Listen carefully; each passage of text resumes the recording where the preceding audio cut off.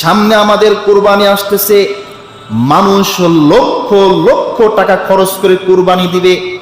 মানুষ লক্ষ লক্ষ টাকা খরচ করে আল্লাহর নৈকট্য লাভের জন্য, আল্লাহর ভালোবাসা পাওয়ার জন্য, নেকির উদ্দেশ্য করে ওই ব্যক্তি কুরবানি দিবে।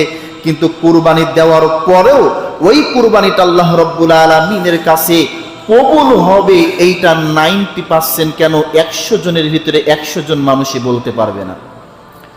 আজকে একজন ব্যক্তি কুরবানি দিয়ে নিশ্চিত থাকতে পারে না আমার কুরবানি কবুল হবে, দান করে নিশ্চিত থাকতে পারে না আমার দান আল্লাহ কবুল করবেন, সাহায্য করে মানুষ নিশ্চিত থাকতে পারে না যে আমার সাহায্যটা আল্লাহ রাব্বুল আলামিন পছন্দ করবেন।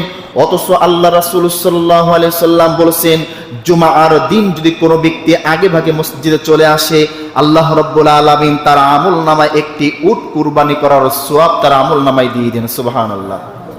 আপনি লক্ষ টাকা খরচ করলেন না, 1000 টাকাও খরচ করলেন না, শুধু একটু আপনার সংসারের কাজ, আপনার ব্যবসা বাণিজ্য, চাকরি, সকল ব্যস্ততাকে উপেক্ষা করে আপনি আগে ভাগে একটু সময় করে মসজিদে আসলেন।